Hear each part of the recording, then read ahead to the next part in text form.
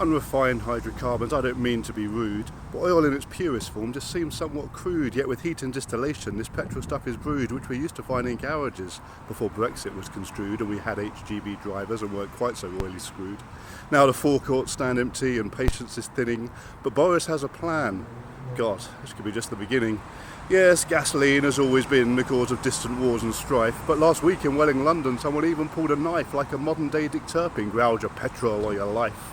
Its horror on the highways getting harder to assuage, that empty tank temper, call it fuel gauge rage. Last night as I was driving down the M22, my needle slipped into the red, so what else could I do? Join the black gold hungry masses in another garage queue.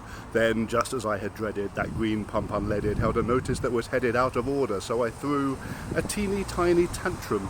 Call me petulant, cantankerous, some other oil-based pun. But when there's nothing in the nozzle, life really ain't much fun. BP is now a battleground, Shell is like Verdun, Tesco's dry as Sahara, the Esso's Tigers races run. And then some weasel using diesel pulled out his pump's gun, where the duel over fuel had well and truly begun. Then a familiar voice began oi across the forecourt tannoy, and in a tone somewhat manic cried, "There's no need to panic. As I've already told you, we'll simply use some soldiers and the shortages will ease, so stay calm please. Bombardiers will bring benzene to Bury, Field Marshals fuel from France on the ferry. Corporals carrying kerosene will cart it to Caerphilly. I'd send privates to the Pennines, but it's probably just too hilly.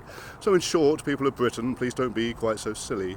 But it seems a little balmy when you've just called in the army to say just fill up as you usually would. There's really no need to worry when the SAS are filling pumps in service stations down in Surrey.